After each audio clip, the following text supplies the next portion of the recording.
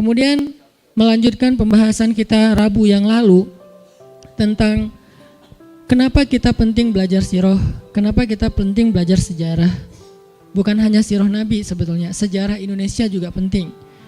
Dari mana Ustadz banyak referensi-referensi? Jangan tanya saya bukan ahli sejarah. Nanti kita bisa lihat banyak tokoh-tokoh ahli sejarah yang bisa mereferensikan sejarah Indonesia yang keren-keren. Secara umum, salah satu manfaat atau pentingnya kita belajar sejarah itu kata Allah di surat Hud ayat 120 yang tadi saya baca adalah manusabbitu bihi fuadak, meneguhkan hati. Kalau bahasa saya kemarin, mempertajam nalar. Itu salah satu tujuan belajar sejarah, mempertajam nalar. Jadi ketika kita melihat sesuatu, kita itu bisa langsung menyimpulkan. Kenapa? Karena yang kita lihat itu bukan sesuatu yang baru. Udah pernah terjadi dan udah ada hasilnya. Jadi nggak membuat kita jadi kayak masih kagok gitu, nih apa. Nggak ada pertanyaan nih apa, karena itu udah pernah terjadi di masa lalu dan bukan sekali, berkali-kali dan sudah ada hasilnya. Sehingga kita langsung bilang, wah ini kayak yang dulu nih. Beda kan? Ini tuh kayak yang dulu, oh berarti gini. Artinya orang yang banyak membaca sejarah seperti orang yang hidup bukan 60 tahun. Tapi ribuan tahun, orang yang banyak pengalaman pastinya nggak akan blank dalam melihat hal-hal yang terjadi dalam kehidupan dia. Beda sama misalnya anak kecil, ngelihat sesuatu kan dia kayak baru pengalaman pertama kan, masih nyoba-nyoba. Oh nanti gini hasilnya, oh gitu hasilnya. Itu anak kecil karena dia hidup baru belasan tahun. Beda sama orang yang udah 60 tahun. Nah kata kakeknya atau kata ayahnya, kamu jangan gini supaya kamu gitu. Kenapa? Kakek atau ayah udah ngalamin. Ternyata ada yang lebih panjang usianya daripada 60 tahun. Siapa? Orang yang membaca sejarah. Umurnya lebih panjang daripada orang yang sekedar hidup. Kenapa? Dia bisa berusia 1000 tahun, 2000 tahun, 3000 tahun, tergantung sepanjang apa sejarah yang dia baca. Sehingga siapa yang membaca sejarah, hobi membaca kisah, membaca sirah, berarti umurnya bukan 60 tahun. Umur saya sekarang misalnya 30-an sekian tahun. Kalau saya baca sirah Nabi, berarti umur saya 1430-an tahun lebih. Atau 1400 tambah sekarang misalnya jadi sekitar 70-an tahun. Itu usianya. Kenapa? Saya baca sirah Nabi, saya baca sirah sahabat, saya baca sirah Bani Umayyah, saya baca sirah Bani Abbasiyah, saya baca sejarah Bani Utsmani, saya baca sejarah Bani Fatimiyah, saya baca tentang perjalanan kaum muslimin di Eropa misalnya, dan segala macam. Makin banyak baca sejarah Islam yang tua banget, yang udah 1400 tahun itu, berarti semakin panjang usia kita. Seperti orang yang sudah hidup ribuan tahun, artinya dia punya pengalaman yang banyak. Pengalaman itu membentuk pola pikir. Pola pikir itu menjadi guidance dia dalam mengambil sikap terhadap kejadian-kejadian dalam kehidupan dia. Itu pentingnya sejarah. Sehingga kalau ada orang yang masih bingung, kenapa ya? Pertanyaan itu berarti pertanyaan yang jarang baca sejarah. Kenapa ya umat Islam kayak gini? Kenapa ya kita kayak gini? Kenapa ya kita susah bangkit? Kenapa ya kita, dan segala macam. Pertanyaan kenapa? Karena dia kurang analisa. Memang kita tetap butuh menganalisa realitas yang membaru. Tetapi semua itu tidak akan lepas dari pola kejadian sejarah. Hanya dia secara detailnya ada hal-hal yang memang baru. Tapi secara garis besarnya itu tuh pernah terjadi. Baik dalam kasus personal, keluarga, bahkan bangsa. Sehingga ketika terjadi lagi orang yang hidup dalam sejarah, dia gak akan heran. Dan dia gak akan kebingungan menentukan sikap. Saya harus sikap kayak gimana? Saya harus berpihak ke siapa? Saya harus mengingkari siapa? Gak akan kebingungan. Kenapa? Dia udah pernah baca sejarah. Tapi orang yang kehilangan akar sejarah, kata banyak pembicara ya, maka dia kehilangan referensi bersikap. Sehingga dia gak tahu lagi apa yang membuat dia harusnya pride, yang membuat dia bangga, kemudian pede, kemudian visioner. Karena dia gak punya lagi referensi tentang itu di dalam kehidupannya. Gak ada referensi, gak ada sejarah. Itulah yang diputuskan oleh orang-orang yang tidak senang dengan Islam. Diputuskan akar sejarah. Diputuskan akar, baik itu akar sejarah agama maupun akar sejarah kebangsaan kita. Diputuskan aksesnya supaya kemudian kita tumbuh sebagai orang yang bingung. Lalu dalam kondisi yang masih blank itu diisilah dengan pola-pola baru, diisilah dengan konten-konten baru yang membentuk pola pikir, kemudian membentuk sikap. Akhirnya jadi kita tanpa sadar ngikutin sikap yang diarahkan oleh orang lain. Dibentuk dengan apa? Bahkan karena mereka pun gak punya sejarah, dibentuklah dengan fiksi. Akhirnya muncullah generasi yang wannabe-nya bukan wannabe orang yang sukses pada masa yang dahulu. Wannabe-nya sesuatu yang sifatnya cuman cerita hayalan. Kamu mau jadi apa? Mau jadi superhero. Kamu mau jadi apa? Aku mau mengalahkan Thanos yang udah dapat 4 batu. Sampai sikapnya muncul rasa berpihak dan tidak, itu tergantung dari apa yang dia dapatkan lewat referensi fiksi. Referensinya aja fiktif. Gimana dia akan menentukan masa depan? Referensinya fiktif, gak benar-benar terjadi. Padahal yang sekarang itu ada pernah terjadi di dalam sejarah para nabi dan sejarah Rasulullah. Ada tuh, orang-orang sekarang itu tuh ada. Salah satunya, nonton misalnya dulu ada film yang sempat ramai, gak usah ditonton sih. Troy. Ada tokoh jagoan banget namanya Achilles ya. Yang ketika terjadi battle, peperangan, terus ada duel dulu kan biasanya sebelum perang, dan itu emang udah jadi kayak semacam skenario perang dari zaman dulu. Ada duel dulu nih, 2 orang, jagoan masing-masing. Dari sebelah sana ngirim satu petarung, badannya gede banget, kayak raksasa. Dari sebelah sini, pas disuruh lawan dari sana, gak ada yang berani, karena lawannya terlalu besar. Jadi kalau dalam bahasa sejarah itu mirip dengan cerita Talut dan Jalut. Ya, Goliat. Musuhnya adalah Goliat, gede, kuat. Dan dari sini gak ada yang berani ngelawan Goliat. Dan dalam sejarah Islam itu tuh banyak sejarah kayak gitu. Ada Ali bin Abi Thalib, ada Abdullah ibnu Mubarak, ada Muhammad Al-Fatih, ada Saifuddin Qutuz, ada Salahuddin Al-Ayyubi. Lebih tua lagi ada Daud. Dan itu kan tokoh-tokoh yang bukan fiksi, memang pernah ada dan mereka emang hebat. Daud itu siapa? Pandai besi. Dia bikin pedang sendiri, dia mengayunkan pedang sendiri. Dia bikin senjata untuk kapasitas dia masih anak kecil pakai ketapel, tapi ketapel itu bisa mematikan. Muncul Ali dengan pedangnya yang bercabang, yang kemudian ketika musuh mengayunkan pedangnya, dia tinggal nahan aja dengan cabang pedangnya yang luar biasa. Kemudian muncul lagi nanti Ibnu Mubarak, 1 lawan 100. Sendiri lawan 100 musuh dalam satu battle. Itu Ibnu Mubarak, ulama pula. Muncul lagi Saifuddin Qutuz. Qutuz itu bahasa Mongol. Kenapa dia dinamakan Qutuz? Bahasa kita Qutuz itu artinya singa yang menyalak, singa yang marah. Saking gagahnya Saifuddin. Muncul lagi Salahuddin. Muncul lagi nanti Rohan bin Utsman. Muncul lagi nanti Muhammad Al-Fatih, dan masih banyak lagi tokoh-tokoh besar dalam Islam. Tapi sejarah ini sudah terputus aksesnya, sehingga kita jadi gak pernah tahu bahkan namanya. Oh, ada ya nama itu, emang siapa? Gak kenal namanya aja gak kenal, apalagi ceritanya. Sehingga ketika kita terputus dari akses sejarah, kita tuh gak punya referensi bersikap. Wannabe-nya gak jelas siapa. Ketika kita punya akses sejarah, maka kita akan punya referensi bersikap, referensi berpikir, dan referensi merasa. Dan itulah yang akan menentukan jati diri kita.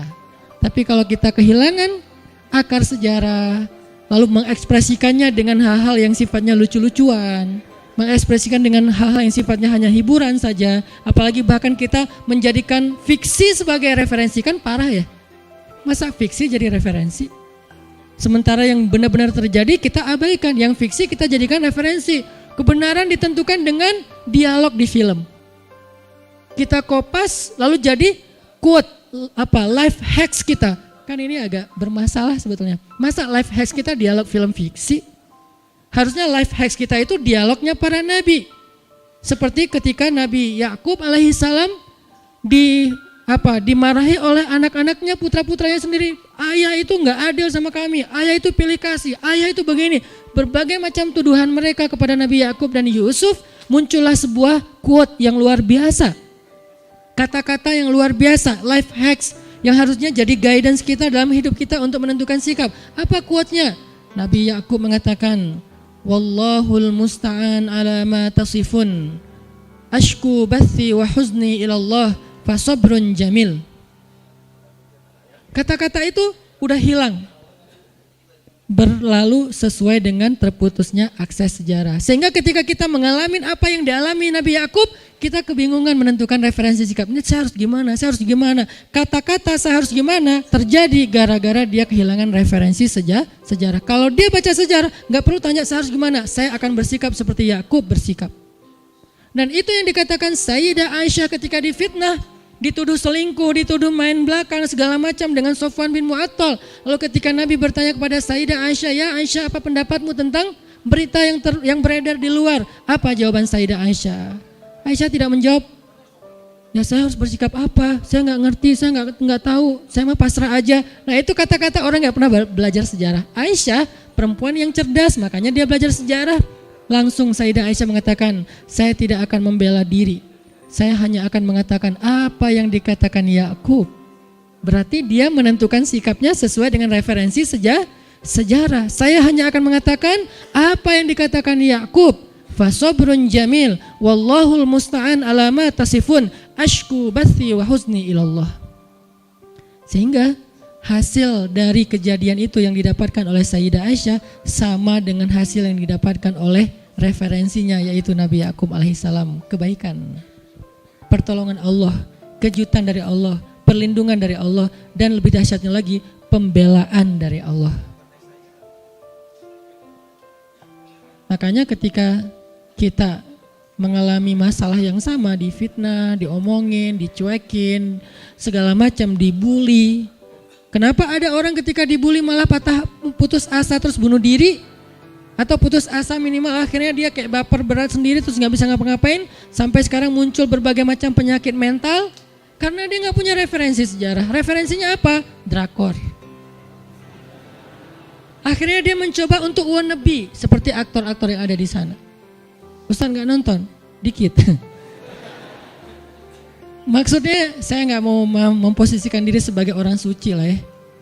Tapi saya gak senang drakor sebenarnya. Cuman kayak banyak banget yang ngomong-ngomongin, akhirnya penasaran apa sih dan segala macam, nyari tahu sedikit-sedikit. Artinya ada orang yang pengen menjadi seperti itu dan dia merasa bahwa dia itu merasakan apa yang dirasakan oleh misalnya siapa yang di dalam film-film drama Korea itu, dan dia merasakan kayak aku udah jadi seperti itu. Terus ada kayak semacam kepuasan, ceritaku tuh mirip banget loh sama yang di drama Korea. Aku tuh dikhianati. Kenapa? Karena akses sejarahnya terputus. Sekarang waktunya kita mengembalikan akses itu, membuka akses itu, baca buku sejarah. Baik sejarah bangsa kita, apalagi sejarah agama kita. Dan insya Allah gak akan bertolak belakang antara dua sejarah ini. Sama-sama kebaikan.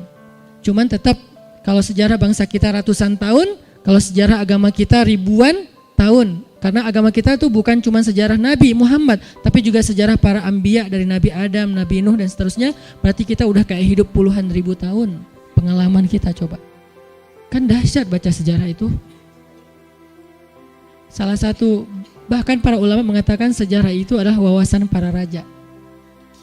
Dulu raja-raja itu memang mereka punya satu pelajaran wajib selain geografi ya. Karena itu disebut dengan Thaqafatul Muluk, wawasan para raja. Kurikulum raja lah. Di zaman-zaman Islam masa kejayaan dulu kan anak-anak yang calon raja dari keturunan raja, biasanya kan keturunan tuh, mereka udah punya sekolah sendiri dan salah satu kurikulum wajib calon raja selain kemampuan fisik, militer segala macam, mereka harus belajar filsafat, bahasa, geografi, sejarah, wajib. Kenapa filsafat Ustadz? Cara berpikir kritis. Kenapa sejarah Ustadz? Punya pengalaman. Sehingga ketika dia jadi raja, dia tuh gak culun. Kok bisa usia 14 tahun jadi raja, tapi kayak pengalamannya udah jadi raja sekian ribu tahun? Karena dia baca sejarah raja-raja. Sehingga apa yang dialami oleh pendahulunya seolah-olah pernah dialami oleh dia. Dan dia gak bingung lagi menentukan sikap. Itu kenapa sejarah itu menjadi wajib bagi calon raja dulu. Geografi kenapa? Ini ekspansi. Geografi itu bukan soal pembagian wilayah, tetapi juga bagaimana ekspansi kekuasaan. Itu inti dari geografi yang mereka pelajari. Bahasa, kemampuan berdiplomasi dan segala macam, kemampuan mempengaruhi, eksis di sosial media mereka. Sosial media mereka itu adalah tempat-tempat bertemunya para tokoh, eksis dalam FGD, eksis dalam meeting, eksis dalam kongres. Kemampuan berbahasa, menjelaskan dan berargumentasi, itu adalah wawasan para calon raja. Salah satu di antara sekian banyak wawasan calon raja itu adalah sejarah. Jadi nggak sesederhana yang kita pikir, ini mah cuman bidang ilmu bagi yang seneng doang. Saya tuh aslinya nggak seneng sejarah, aku tuh kan orangnya move on, nggak melihat masa lalu. Salah. Sejarah itu bukan cuma masa lalu kita diputusin tanpa alasan. Itu sejarah apa? Sepele banget lah, itu receh. Itu aja bisa mempengaruhi sikap kita kan? Akhirnya kita nggak gampang percaya orang, gara-gara apa? Pernah percaya banget sama orang tapi ternyata dia kayak mengkhianati kita. Kan berarti terpengaruh oleh sejarah masa lalu kita pribadi. Padahal ada sejarah yang lebih dahsyat dari sekedar masalah itu. Jadi sejarah bukan salah satu cabang ilmu atau wawasan atau bacaan, tergantung hobi. Sejarah itu tentang diri kita. Sejarah itu adalah yang membentuk pola pikir dan sikap kita. Dan kalau pola pikir dan sikap sejarah ini kemudian menjadi pola pikir dan sikap bangsa, kebayang nggak tuh bangsa ini jadi apa? Bukan pola pikir dan sikap individu, satu di antara sekian banyak orang Indonesia, enggak. Mayoritas orang Indonesia tahu sejarah bangsanya, tahu sejarah agamanya yang luar biasa, tahu sejarah Islam itu yang paling berjaya di muka bumi. Ketika mayoritas kaum muslimin di Indonesia, terutama anak muda, tahu sejarah Islam, itu ngeri loh hasilnya, dahsyat banget. Kebangkitan itu nggak bisa dibendung. Dan dia nggak akan gampang terpengaruh oleh berbagai macam fitnah, oleh berbagai macam berita-berita yang kemudian menjadikan agamanya justru sebagai tersangka atau antagonis. Nggak bisa. Dia tahu sejarahnya. Nggak bisa agama Islam itu dijadikan sebagai tersangka, objek fitnah, apalagi jadi tokoh antagonis. Masa Islam dan tokoh-tokoh Islam jadi Thanos? Nggak bisa. Karena dia tahu dia tuh bukan Thanos, dia tuh bukan penjahat, dia tuh bukan Joker. Walaupun ada alasan, enggak. Islam itu keren banget dan dia tahu sejarahnya. Sehingga gimana pun orang mencoba untuk ngegoreng tentang agamanya, tentang bangsanya, tentang apa keislamannya, enggak akan terpengaruh. Orang bacaannya tuh banyak, bacaannya tebal-tebal dan dia tahu banget sejarahnya. Dia bisa meneliti bahwa itu kenyataan, bukan sekedar fiksi. Ada runut riwayat informasi yang jelas sehingga dia enggak akan terpengaruh. Salah satunya terbangkitlah giroh, hamasah masa lalunya. Kita perlu tahu tentang sejarah itu. Ada orang yang tahu sejarah nasab dirinya aja kadang-kadang jadi pede kan. Saya itu bukan orang biasa, saya tuh ningrat. Ada yang kayak gitu kan? Kalau saya rakyat jelata sejarah saya.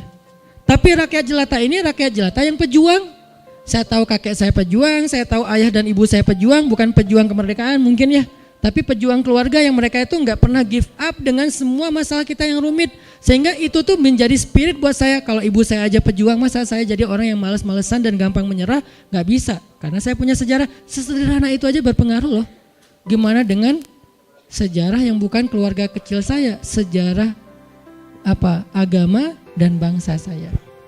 Indonesia itu punya sejarah yang dahsyat.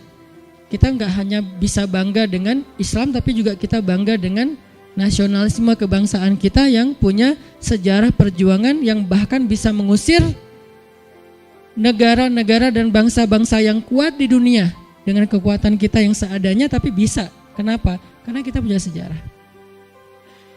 Nah itulah kenapa Allah mengatakan, kami kisahkan kepadamu kisah-kisah para nabi, kata Allah ya. Wa kullan naqussu 'alaika min amba'ir rusul. Semua kisah-kisah Rasul itu kami kisahkan kepadamu Muhammad, manusabbitu bihi fuadak, untuk meneguhkan pendirianmu wahai Muhammad. Punya sikap. Kenapa Nabi Muhammad akhirnya punya sikap? Nggak bingung, ini gimana ya? Jawabannya ada di masa lalu, bukan di masa sekarang.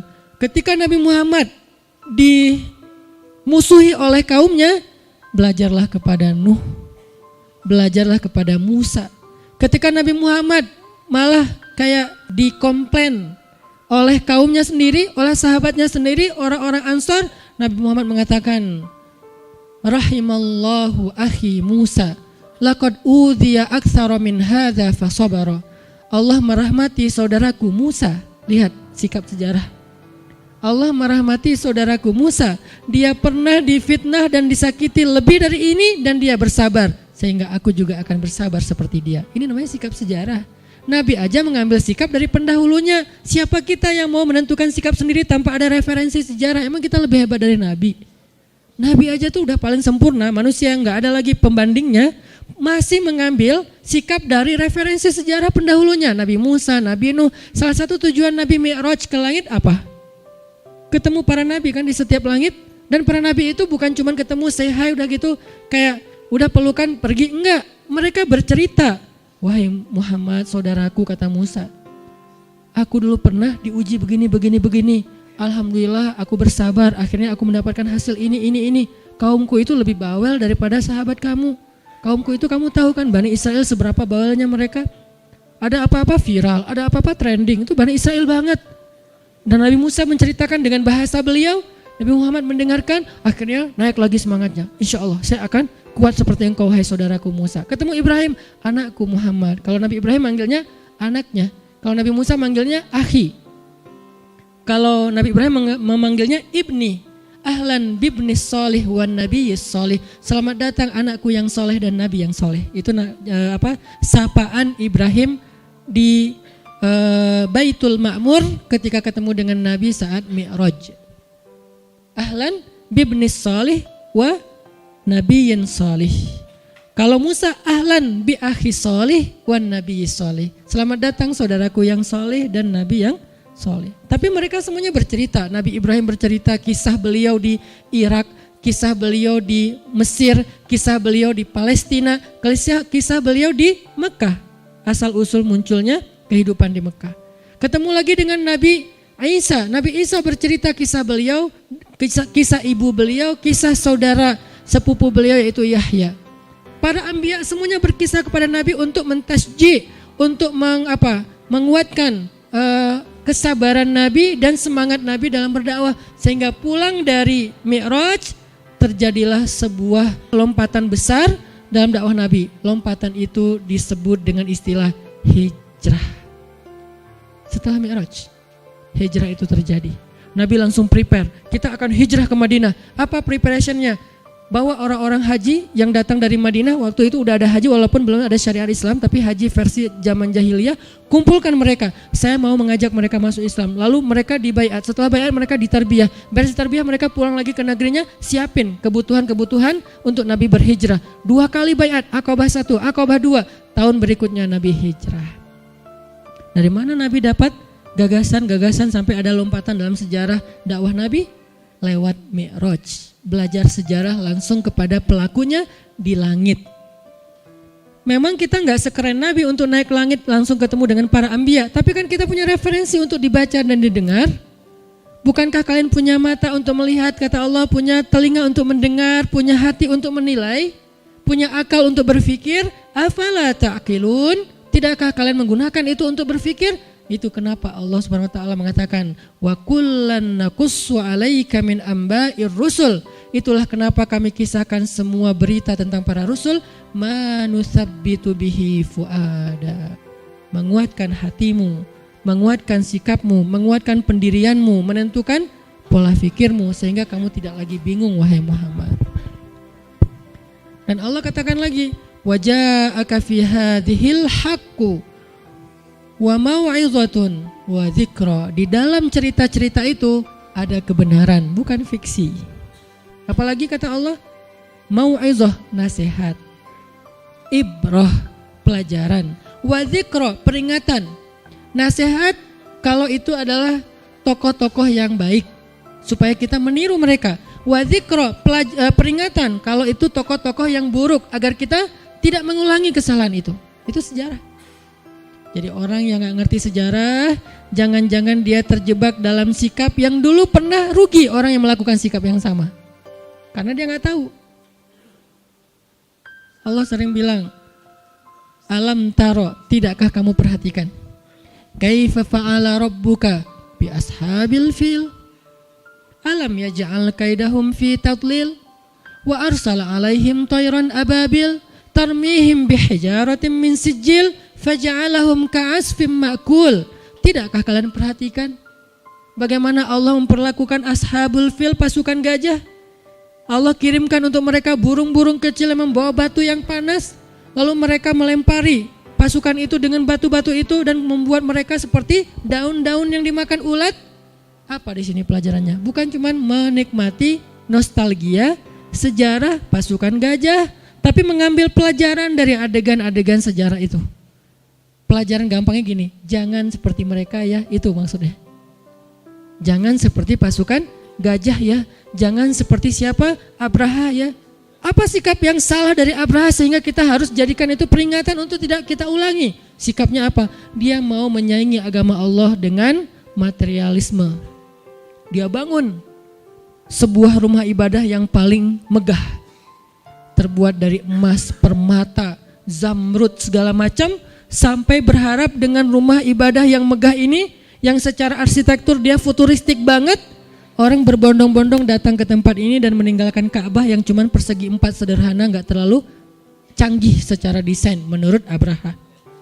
Ternyata gak berhasil, orang tetap aja pergi ke Ka'bah dan rumah yang dia bangun menghabiskan budget sekian emas dan perak, ternyata gak mendatangkan orang banyak. Malah orang datang ke sana malah membandingkan, oh ini bagus sih tapi gak menarik ya, pergi aja. Akhirnya Abraha kan sebel ya, ilfil gitu, bete dia, kenapa ya saya udah ngabisin budget anggaran habis-habisan buat ngebangun sebuah bangunan yang megah, tapi malah gak mendatangkan orang untuk meninggalkan Ka'bah. Malah orang gak beralih dari Ka'bah ke Ethiopia. Tetap aja Ka'bah lebih ramai daripada Ethiopia, marah. Banyak orang yang mencoba untuk melakukan hal yang sama dengan bentuk-bentuk yang berbeda untuk untuk memadamkan cahaya Allah. Yuriduna liyutfi'u nurallah wallahu mutimmu nurihi walau karihal kafirun. Mereka pengen memadamkan cahaya Allah, sedangkan Allah menyempurnakan cahayanya walaupun orang-orang kafir itu tidak suka. Itu pelajarannya. Pengen memadamkan dengan berbagai macam cara. Sehingga kalau kita baca sejarah surat Al-Fil, suratnya rata-rata kita hafal. Harusnya jangan hanya dilantunkan dalam sholat, hanya dilantunkan dalam tilawah, tapi kita ambil itu sebagai sebuah sikap. Jangan sampai saya mendukung Abraha modern. Siapa Abraha modern? Yang ingin memadamkan cahaya Allah, ingin memadamkan agama Allah, ingin memadamkan dakwah fi sabilillah dengan cara-cara mereka. Pertama caranya membangun pengaruh, pengen lebih eksis. Gak bisa, akhirnya pakai cara kasar ya.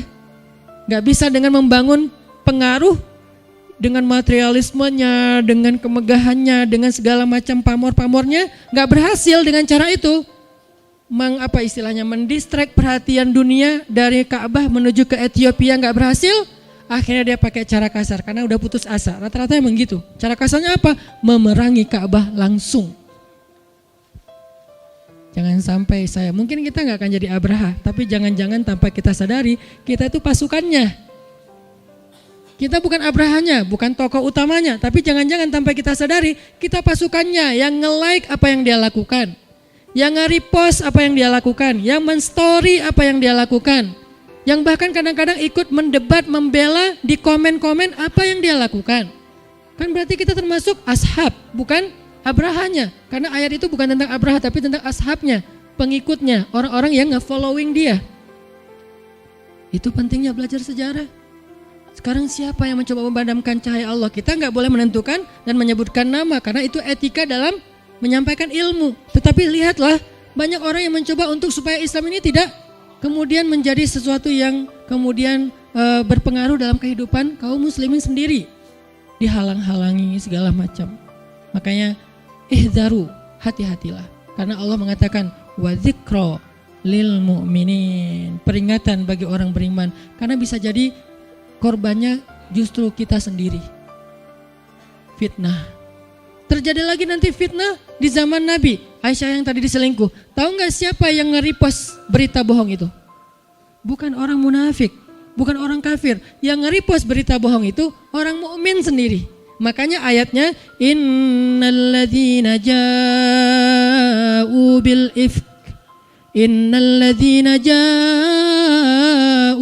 ifk usbatum minkum, sesungguhnya yang menyebarkan, apa bahasa kita menyebarkan? Bahasa sosmed, nge-repost.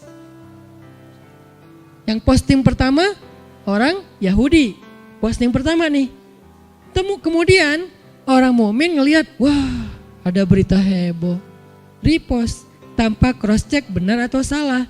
Gampang banget kan, tinggal pakai aplikasi gratisan repost.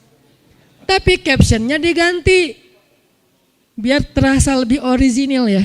Dia nggak mau nge-repost dengan captionnya, diganti sendiri captionnya. Nggak nyangka ya, kalau orang Yahudi yang pertama pertama memposting berita itu, captionnya gini, Aisyah dan Sofwan pulang berdua, tanda tanya. Salah apa betul? Betul, emang pulang berdua kan? Tapi kan bukan berarti selingkuh. Kenapa pulang berdua? Darurat, karena tertinggal rombongan. Dan nggak salah itu, sehingga si Yahudinya nggak bisa dituntut. Sebagai media, dia tidak melakukan kesalahan kode etik. Tetapi dia punya trik untuk membuat orang salah paham. Pakai tanda tanya. Aisyah dan Sofwan pulang berdua, koma, ada apa? Titik. Tanda tanya. Hah? Datang mukmin yang terlalu gampang untuk samma'una lil kadzib, kata Allah di Al-Quran. Samma'una lil kadzib, gampang banget percaya dusta, gampang banget percaya hoax. Repost, ganti captionnya, gak nyangka ya. Postingannya tadi, dia capture gambarannya orang Yahudi, kemudian dia kasih caption sendiri, gak nyangka ya. Nah yang ketiganya nih, mukmin yang lain dapatnya dari mukmin yang tadi, bukan dari Yahudi lagi. Yang gak akan curiga dong dia berbohong kan ya, sesama mukmin pasti benar nih. Oh gitu, caption baru. Terus berkembang jadilah trending topik. Viral di kota Madinah, Aisyah dan Sofwan selingkuh. Apa pelajaran sejarah buat kita? Seringkali itu terjadi dalam kehidupan kita. Mudah berkembang kemana-mana, beritanya jadi hoax. Gara-gara ada yang terlalu sembrono, samma'una lil kadzib. Dapat satu langsung repost, satu langsung repost. Kadang saya juga pernah terjebak dengan itu walaupun niatnya baik. Makanya jangan mengulangi kesalahan yang pernah terjadi pada tokoh-tokoh sejarah yang terdahulu. Baca nanti akhir surat Hud dan pembukaan surat Yusuf. Karena surat Yusuf itu isinya cerita, kisah-kisah. Sikap Nabi Yusuf itu tuh penting buat kita. Ada yang pernah ngerasa kayak dijailin sama keluarga besarnya, kakak adiknya kadang-kadang gak suka sama dia, kayak dizolimin dalam urusan waris? Belajar sama Nabi Yusuf, gak akan rugi. Mungkin orang ngerasa bahwa kita kalau dizolimi dari sisi waris, kita jadi orang yang paling rugi dalam satu keluarga. Mereka itu galak-galak, mereka ambil warisan dari ayah saya dan segala macam, saya dizolimi. Belajar dari Yusuf yang dilemparkan ke dalam sumur. Bagaimana perjalanan beliau, justru beliau lebih beruntung daripada kakak-kakaknya. Kezoliman kakak-kakaknya membawa Yusuf ke puncak dari karirnya, dari puncak dari kebahagiaannya, sampai akhirnya kakak-kakaknya datang untuk meminta maaf dan menjadi pengikut Yusuf di Mesir. Belajar dari Nabi Yusuf ketika beliau digoda oleh seorang cewek cantik. Apa sikap beliau? Bagaimana cara beliau menolaknya? Belajar dari Nabi Yusuf ketika beliau di dalam penjara. Belajar dari Nabi Yusuf ketika beliau dapat kekuasaan. Banyak banget pelajaran dari Nabi Yusuf. Jangan sampai kita jadi kakak-kakaknya Yusuf. Kan gitu kan salah satu pelajarannya. Jangan-jangan tanpa kita sadari kita itu kakak-kakaknya Yusuf. Yang dengki kepada keluarga kita sendiri. Lalu kita fitnah. Kalau lebaran gak mau ketemu. Pulang mudiknya beda hari.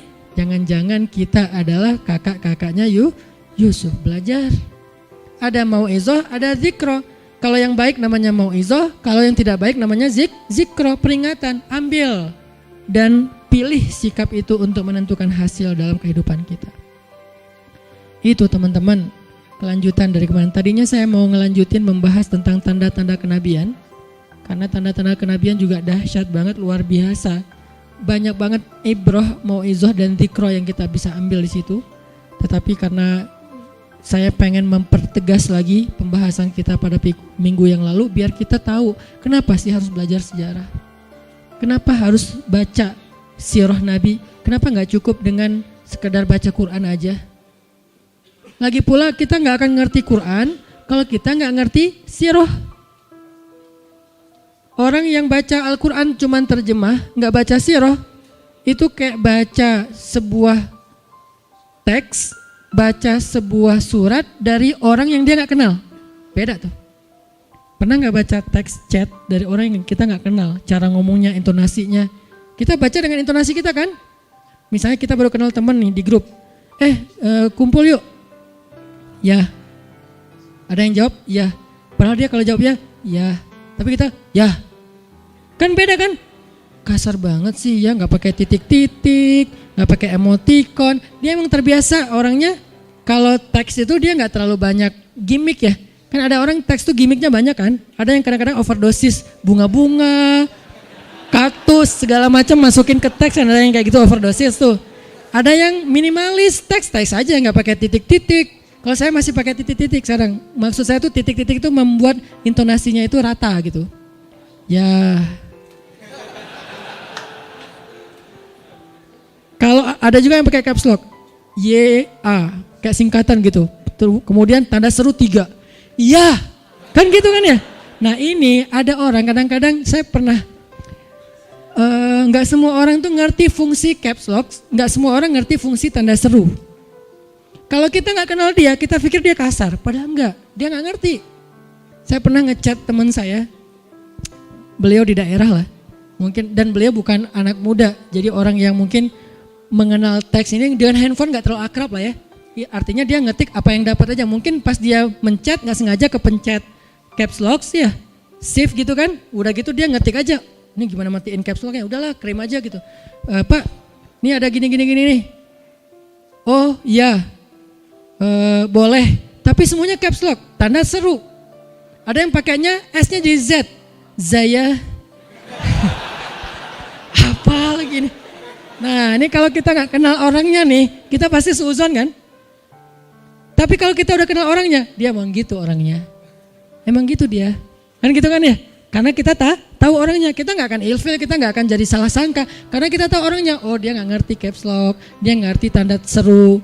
Kadang-kadang ada yang ngirimnya emoticon yang harusnya itu cewek ke cowok, tapi cowok ke cowok agak geli kan? Masa emoticon kiss? Kan astagfirullahaladzim. Dia salah pencet. Dia pikir itu kayak oh ya anak uhibbuka fillah gitu kan. Love gitu kan, uhibbuka fillah. Love-nya di matanya jadi love gitu kan ya. Uhibbuka fillah pakai love. Oh ya, gelah sih sebetulnya. Tapi ya orangnya nggak ngerti ya, makanya kita mungkin teman-teman kita orangnya kan santai gitu. Orangnya tuh kayak anak-anak muda biasanya nggak terlalu lebay gitu kan ya. Oh ya makasih apa misalnya. Tapi ada yang makasih ya Masya Allah apa segala macam. Kok dia ekspresi banget sih. Nah kita harus tahu orangnya dulu. Baru kita mengenal maksud dari teksnya. Maka untuk memahami Al-Quran dan Sunnah berbentuk teks. Kita harus paham sirah. Kalau enggak kita enggak akan ngerti maksudnya. Pernah terjadi kesalahpahaman itu dulu. Di zaman tabi'in. Tabi'in itu artinya enggak ketemu Nabi kan. Nggak tahu ketika wahyu itu turun ada kejadian apa, taunya cuman teks, sama kayak kita, cuman mereka ketemu sahabat. Dalam satu peperangan, kaum muslimin terdesak sama musuh, orang-orang Persia. Sehingga ketika terdesak, ada seorang laki-laki tabi'in itu berarti generasi kedua, yang nggak ketemu Nabi, nggak tahu sejarah Al-Quran turun, dia pakai ayat. Wahai kaum muslimin, janganlah kalian mencelakai diri kalian sendiri. Kita udah terdesak, mending kita mundur aja, kita pulang aja. Karena Allah berfirman, mulai dia pakai ayat. Allah berfirman, wala tulqu biaidikum ila tahlukah. Janganlah kalian mencelakai diri kalian sendiri. Kebenaran qadarullah di situ masih ada beberapa orang sahabat yang tahu sejarah ayat itu. Dipukul dia sama sahabat. Buruk sekali pemahaman kamu terhadap Al-Quran. Kamu malah menurunkan semangat orang untuk mencari kebaikan di sisi Allah. Ayat itu turun ketika kami, nah mulai bahas sejarahnya. Ketika kami justru meletakkan senjata kami, menjual pedang-pedang kami, tidak mau lagi berinfak fisabilillah, turunlah ayat wala tulqu biaidikum ila tahlukah. Kebalikannya. Ternyata maksud ayat itu janganlah kalian mencelakai diri kalian sendiri dengan cara berhenti berjihad. Sedangkan tabi'in tadi memahaminya, udah berhenti aja, jangan perang lagi biar kita gak celaka. Kata Allah justru jangan berhenti, kalau kalian berhenti kalian mencelakai diri sendiri. Kebalikan kan? Kenapa bisa pemahamannya terbalik? Gara-gara gak paham sejarah ketika ayat itu turun. Makanya dipukul dengan pukulan yang tidak menghina atau menyakiti, maksudnya ditegur gitu. Jelek sekali, salah sekali pemahaman kamu tentang ayat itu. Dulu ayat itu turun kepada kami karena kami sudah menjual pedang kami. Kenapa menjual pedang? Karena merasa kaum muslimin sudah besar, jihad udah nggak perlu lagi. Nggak perlu lagi ada militer, nggak perlu lagi ada prajurit. Kita ini udah besar, kita ini udah berkembang, Islam itu udah ada di mana-mana, sehingga kita jual senjata kita. Dalam sejarah Islam, laki-laki tanpa senjata itu nggak ada izahnya dalam sejarah Islam. Semua laki-laki dalam sejarah Islam itu punya senjata dan tahu menggunakan senjata. Tetapi dia juga ada guidance, ada fikih cara membawa senjata. Nggak boleh dia membawa senjata ke tempat umum karena itu bisa menyakiti orang lain tanpa sengaja, gitu-gitulah. Yang jelas, kami jual pedang kami. Kami jual onta dan kuda perang kami. Kalau sekarang mungkin mobil-mobil off-road touring yang misalnya kayak mobil untuk kegiatan cowok-cowok kayak gitulah ya, dia jual. Kami jual panah-panah kami. Kami tidak mau lagi berinfak membantu dakwah dan jihad.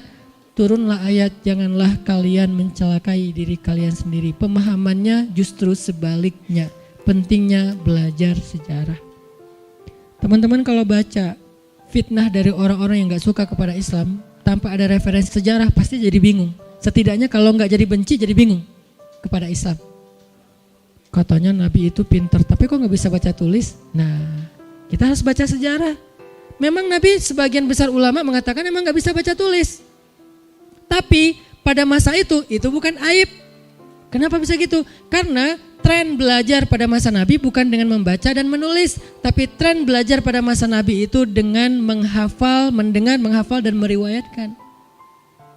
Maka kecerdasan Nabi bukan membaca dan menulis. Kecerdasan Nabi itu adalah mendengar langsung hafal.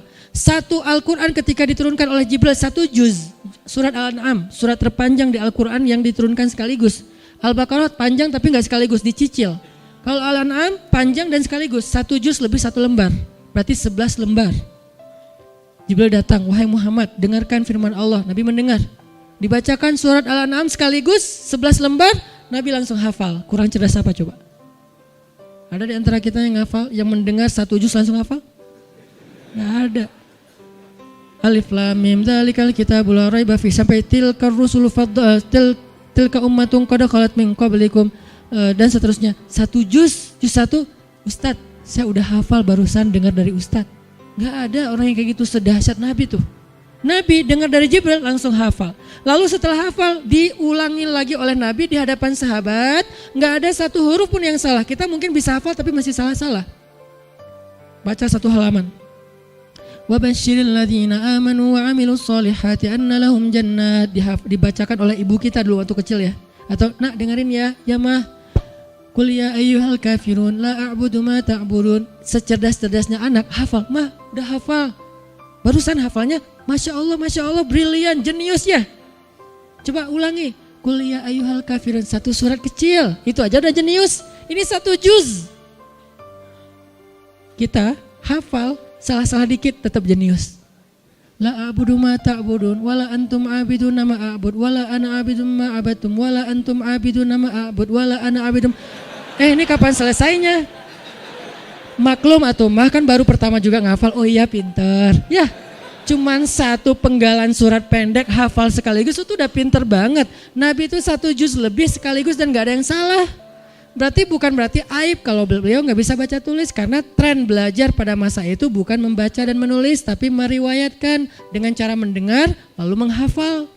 Tren itu berubah. Masa dulu, masa kita nih, masa saya maksudnya. Tren belajar itu menulis.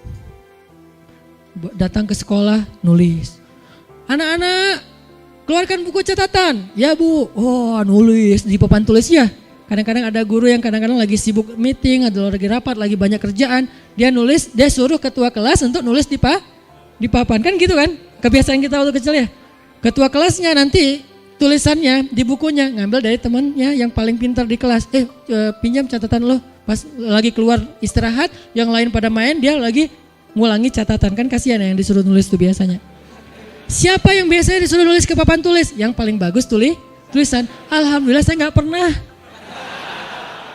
Nah tren kita belajar tuh menulis, pergi ke taklim bawa buku catatan kan. Ternyata tahun 2000-an ke sini trennya berubah lagi dengan rekaman.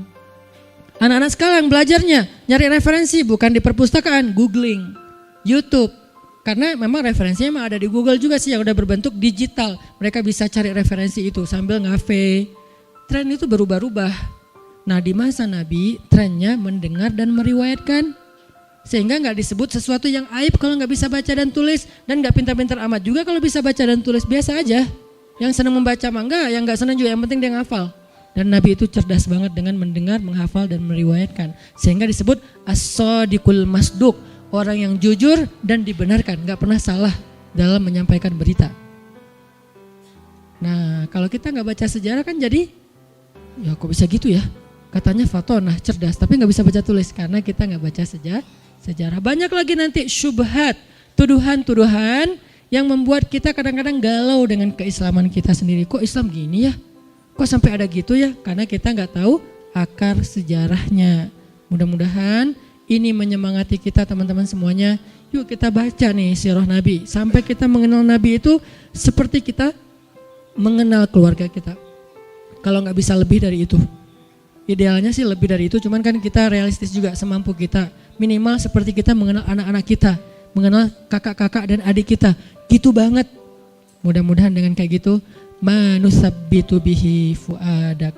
Kita sebagai aset bangsa yaitu pemuda enggak lagi tumbuh sebagai pemuda yang warnanya warna yang dicat oleh orang lain, tapi sibghah kita, warna kita warna sejarah. 2, sejarah bangsa kita dan sejarah agama kita. Insya Allah dengan kayak gitu kita menjadi anak muda. Orang boleh bilang, lo masih umur 20 tahun sok tahu. Enggak Pak, usia saya bukan 20 tahun, berapa? 3.000 tahun. Kenapa usianya 3.000 tahun? Yang dia baca sejarah 3.000 tahun yang lalu, dia tahu apa yang udah pernah terjadi. Jadi bukan anak kecil ingusan yang gak tahu apa-apa, dia tahu banget karena dia baca sejarah. Maka jadilah dewasa dengan sejarah, mudah-mudahan bangsa kita akan memiliki masa depan yang lebih baik. Karena aset bangsanya adalah aset-aset yang sudah menyejarah. Bukan aset yang masih polos yang belum tahu apa-apa. Itu aja yang bisa saya sampaikan hari ini. Mohon maaf belum sempat masuk ke tanda-tanda. Ini saya udah bawa catatan banyak nih tentang tanda-tanda kenabian yang luar biasa. Insya Allah pekan yang akan datang kita akan membahas tanda-tanda kenabian Nabi 40 tahun pertama sebelum dapat wahyu. Karena Nabi itu jadi teladan bukan hanya setelah dapat wahyu, bahkan dalam rahim beliau udah banyak pelajaran yang penting. Kita akan bahas itu insya Allah sehingga kita bisa mengenal Rasulullah Sallallahu Alaihi Wasallam. Sehingga dengan gitu kita nggak malas lagi bersalawat kepada Nabi. Beliau orang yang layak kita puji dengan salawat-salawat kita. Duhai Allah, teguhkanlah hati kami sebagaimana Engkau meneguhkan hati Nabi-Mu dengan ilmu, dengan pemahaman, dengan kebijaksanaan, dengan kisah-kisah yang telah Engkau ceritakan kepadanya.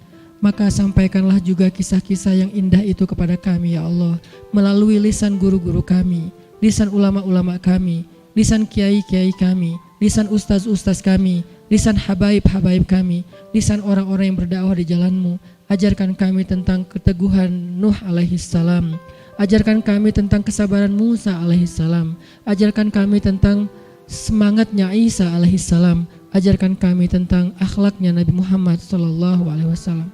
Ajarkan kami ya Allah sejarah, kisah-kisah yang bisa membentuk kepribadian kami yang lebih baik, bisa membangun nalar dan pemikiran kami, bisa menentukan sikap-sikap kami, agar kami bisa meneruskan sikap-sikap baik sejarah dan mendapatkan kebaikan-kebaikan yang sama, agar kami bisa terhindar dari sikap-sikap buruk sejarah dan terhindar dari keburukan-keburukan yang sama.